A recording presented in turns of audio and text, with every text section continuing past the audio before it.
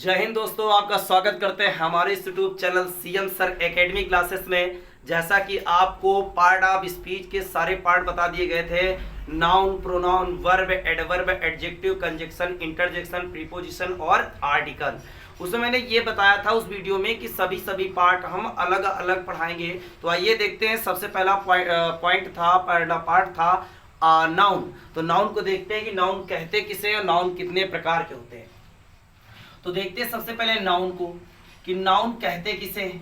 तो याद रखना noun is the name of any person, place और थिंग्स।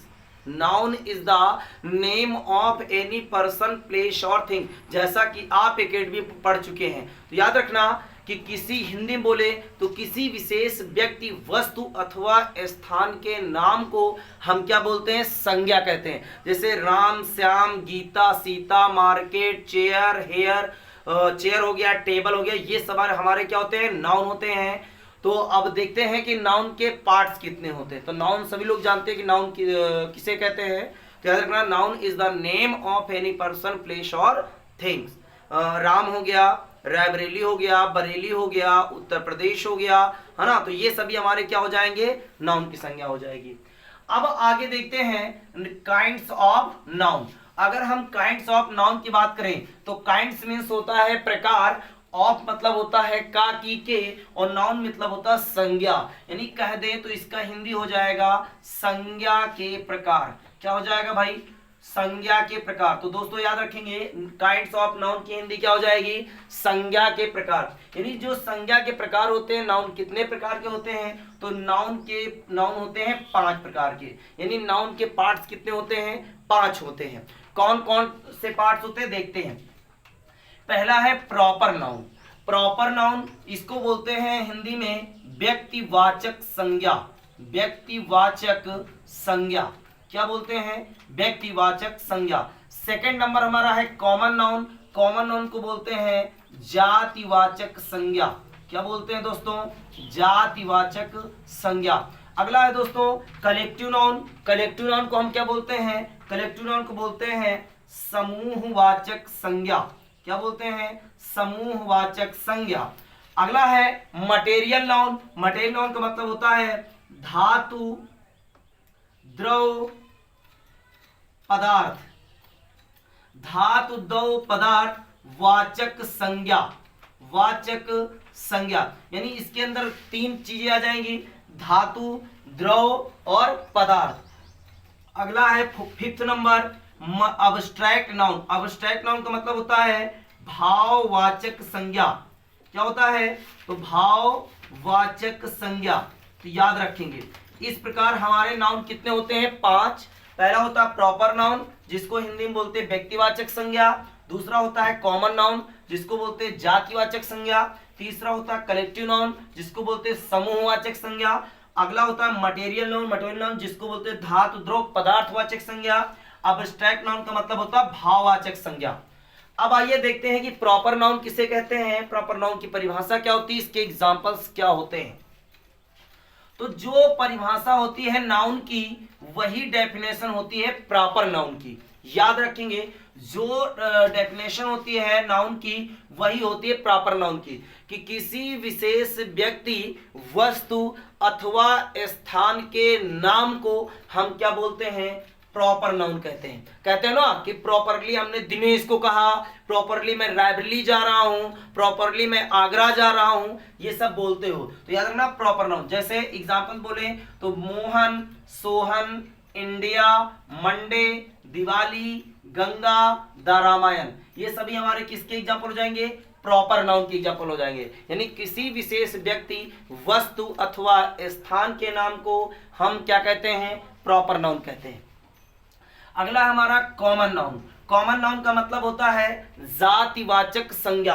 जातिवाचक संज्ञा का मतलब हुआ कि यानी जिस नाम से किसी विशेष व्यक्ति, वस्तु अथवा स्थान की जाति का बोध होता है। याद रखेंगे जिस नाम से किसी व्यक्ति, वस्तु अथवा स्थान की जाति का बोध होता है उसे हम क्या बोलते हैं? कॉमन नाउन बोलते हैं। क्या बोलते हैं दोस्तों? कॉमन नाउन बोलते हैं। जैसे एग्जांपल हो गया किंग। किंग मीन्स क्या होता है, राजा। राजा में बहुत सारे राजा आ जाएंगे, ये हमारी जाति पता चल रहा है कि ये राजा है, रजवाड़ी है। अगला है टाउन। टाउन मीन्स होता है शहर।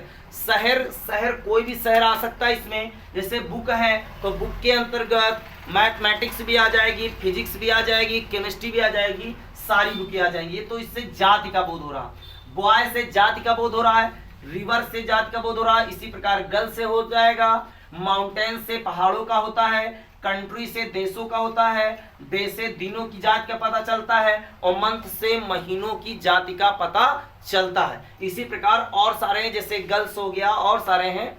अगला है थर्ड नंबर, यानी थर्ड नंबर जो नाउन है उसे कहते हैं कलेक्टिव नाउन। कलेक्टिव नाउन का मतलब होता है समूहवाचक संज्ञा। समूहवाचक संज्ञा की परिभाषा क्या होगी, यानी जिस नाम से किसी विशेष व्यक्ति, वस्तु अथवा स्थान के समूह का पता चलता है। याद रखेंगे, जिस नाम से किसी विशेष व्यक्ति, वस्तु अथवा स्थान के समूह का पता चलता है उसे हम बोलते हैं कलेक्टिव नाउन, मतलब समूहवाचक संज्ञा। जैसे आर्मी, आर्मी क्या होता है, एक सोल्जर का एक समूह होता है, सोल्जर का समूह होता है। क्लास, क्लास एक स्टूडेंट का एक समूह होता है। टीम, कोई भी टीम बना लो, आज देखो बहुत सारी टीमें चल रही हैं, तो कोई भी टीम बना सकते हो। उसी प्रकार जैसे लाइब्रेरी होता है पुस्तकालय, यानी पुस्तकों का समूह होता है। मार्केट, मार्केट मीन्स होता है बाजार, तो यहाँ भी हर वस्तुओं का समूह होता है, व्यक्तियों का समूह होता है, तो मार्केट हो जाएगा। इसी तरह और सारे हैं। अगला है चौथा नंबर जो नाउन है वो हमारा आता है मटेरियल नाउन। मटेरियल नाउन का मतलब होता है धातु, द्रव, पदार्थवाचक संज्ञा। याद रखेंगे, जिस नाम से किसी धातु, द्रव और पदार्थ के पता चलता है कि ये धातु है, ये द्रव है, ये पदार्थ है, तो उनको हम किसके अंतर्गत रखते हैं, तो याद रखेंगे मटेरियल नाउन के अंतर्गत रखते हैं। जैसे हमारा धातु में हो जाएगा, धातु में देखेंगे तो धातु में हो जाएगा जैसे गोल्ड, गोल्ड मीन्स होता है सोना। उसी प्रकार सिल्वर, सिल्वर हमारा क्या है, चांदी। आयरन, आयरन क्या होता है, लोहा। कॉपर हो गया, तांबा हो गया, एक्सेट्रा, यानी इसी तरह की धातुएं हो जाएंगी। अर्मेनियम, जर्मेनियम, आयरन, कोबाल्ट, वर्ल्ट सब इसी में आ जाएगा। उसी प्रकार ये आ जाएगा द्रव में। द्रव वह अवस्था होती है जो लिक्विड फॉर्म में होती है। लिक्विड फॉर्म का मतलब ये होता है जो बह जाता है। जैसे मिल्क, मिल्क बह सकता है। ऑयल, वाटर, बटर एक्सेट्रा, यानी ये सभी किसके अंतर्गत आ जाएंगे, द्रव। उसी प्रकार जैसे है पदार्थ में, अगर हम पदार्थ की बात करें तो व्हीट, व्हीट मीन्स होता है गेहूं। राइस मीन्स चावल। पल्स मीन्स होती है दालें। याद रखेंगे, खाद्य सामग्रियां जितनी हैं वो पदार्थ के अंतर्गत आएंगी, और ये तीनों किसके अंतर्गत रखे जाए, किस नाउन के अंतर्गत, तो याद रखना मटेरियल नाउन के अंतर्गत, और 4 नंबर पे आता मटेरियल नाउन।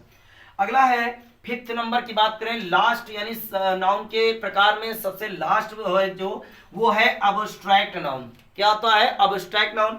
अब्स्ट्रैक्ट नाउन का मतलब होता है भाववाचक संज्ञा। भाववाचक संज्ञा यानी इसकी परिभाषा मारो गोली, सीधे याद रखो कि जिन वस्तुओं को हम देख नहीं सकते, छू नहीं सकते, केवल महसूस कर सकते हैं, केवल क्या कर सकते हैं, महसूस कर सकते हैं, वे सारी की सारी वस्तुएं हमारी क्या होती हैं, किस नाउन के अंतर्गत आ जाएंगी, अब्स्ट्रैक्ट नाउन के अंतर्गत आ जाएंगी। तो याद रखेंगे, जिन वस्तुओं को हम छू नहीं सकते, देख नहीं सकते, तो उन्हें हम केवल महसूस कर सकते, तो उन्हें हम क्या कहते हैं, अब्स्ट्रैक्ट नाउन। अगर हम इसके परिभाषा की बात करें तो वही चीज, जिस नाम से किसी विशेष व्यक्ति, वस्तु अथवा स्थान के गुण भाव का पता चले तो उसे हम क्या कहेंगे, अब्स्ट्रैक्ट नाउन कहेंगे। जैसे हॉनेस्टी, हॉनेस्टी मीन्स क्या होता है, ईमानदारी। ईमानदारी दिखाने वाली चीज नहीं है और ना ही छूने वाली चीज है, केवल महसूस कराया जा सकता। उसी प्रकार पैन, पैन मीन्स क्या होता है, दर्द। ऐसा तो है नहीं कि ये दिखाओ कि भैया ये दर्द है इसको बाहर कर लो, ऐसा तो है नहीं, तो दर्द तो है नहीं। तो दर्द जो होता है केवल महसूस किया जाता है, ना कि दिखाया और छुआ जा सकता है। करेज, करेज मीन्स होता है साहस, साहस भी नहीं है। उसी प्रकार चाइल्डहुड मतलब बचपना है। उसी प्रकार होप, होप हो गया, होप मतलब आशा होती है। उसी प्रकार स्लीप, स्लीप का मतलब तो क्या होता है, सोना। क्या आप महसूस कर पाते हो, ऐसा नहीं ना, केवल महसूस कर सकते हो कि हम सो रहे हैं, केवल ना आपने देखा है कि हम सो रहे हैं और ना आपने छुआ है कि हम सो रहे हैं, केवल आप महसूस कर सकते हैं। तो ये हमारे हुए नाउन के पार्ट। अब नाउन की अगर बात करें, नाउन की अगर बात करें तो नाउन के पार्ट्स में आपको सारे पार्ट समझ में आ गए होंगे। अगर नहीं समझ में आए तो वीडियो को बैक कर सकते हैं। अब आगे देखते हैं, नाउन के तीन पॉइंट्स हम पढ़ते हैं। पहला पॉइंट है noun in case. Second number होता है नाउन इन जेंडर। अगला होता है नाउन इन नंबर। नंबर। तो ये 3 पॉइंट्स हैं, इन तीनों पॉइंट्स को हम पढ़ेंगे। पहला क्या है, noun in case. Noun in क्या होता है, केस। केस का मतलब होता है बेटा कारक, और जेंडर का मतलब क्या होता है, लिंग, और नंबर का मतलब क्या होता है, वचन। अगर हम नाउन इन केस की बात करें तो नाउन मतलब होता है संज्ञा, इन मतलब होता है में, और केस का मतलब होता है कारक। यानी संज्ञा में कारक कितने प्रकार के होते हैं उनको हम देखेंगे। दूसरा जो पॉइंट है वो है noun in gender. Noun in gender का मतलब हुआ, नाउन मतलब संज्ञा, इन मतलब में, और जेंडर मतलब होता है लिंग। यानी संज्ञा में लिंग कितने प्रकार के, जैसे हिंदी में आप पढ़ते हो स्त्रीलिंग, पुल्लिंग और नपुंसकलिंग, उसी प्रकार हम किस में पढ़ेंगे, इंग्लिश में जेंडर कितने प्रकार के होते हैं। फिर आता है noun in number. Noun in number में आप पढ़ेंगे सिंगुलर नंबर, प्लूरल नंबर, किसके साथ क्या लगेगा, हम पढ़ेंगे नाउन इन नंबर में। तो आइए शुरू करते हैं सबसे पहले नाउन इन केस को। तो नाउन इन केस की अगर बात करें, किसकी बात करें, noun in case. Noun in case, अगर हम नाउन इन केस की बात करें यानी संज्ञा में कारक, संज्ञा में कारक। अगर हम संज्ञा में कारक की बात करें तो संज्ञा में कारक जो होते हैं वो होते हैं 4। कितने होते हैं, 4 होते हैं। एक हमारा होता है सब्जेक्टिव केस, सब्जेक्टिव केस। दूसरा हमारा होता है ऑब्जेक्टिव केस, ऑब्जेक्टिव केस। और अगला थर्ड नंबर होता है ओकेटिव case, vocative case, vocative case. और फोर्थ नंबर हमारा होता है पॉजेसिव केस, पॉजेसिव केस। याद रखेंगे। यानी संज्ञा, नाउन इन केस मतलब संज्ञा में अगर हम कारक की बात करें तो संज्ञा में कारक कितने होते हैं भैया, 4। कितने होते हैं, 4। पहला होता है subjective case, objective case, vocative case और पॉजेसिव केस। अगर हम सब्जेक्टिव केस की बात करें तो ये हो जाएगा कर्ता कारक। हिंदी में अगर बात करें तो इसका मतलब सब्जेक्टिव केस का मतलब क्या हो जाएगा भैया, कर्ता कारक। अगर ऑब्जेक्टिव केस की बात करें तो ये हो जाएगा कर्म कारक। और अगर हम ओकेटिव केस की बात करें तो हो जाएगा संबोधन कारक। क्या हो जाएगा दोस्तों, संबोधन कारक। और अगर हम पॉजेसिव केस की बात करें तो पॉजेसिव केस का मतलब होता है अधिकरण कारक, अधिकरण कारक।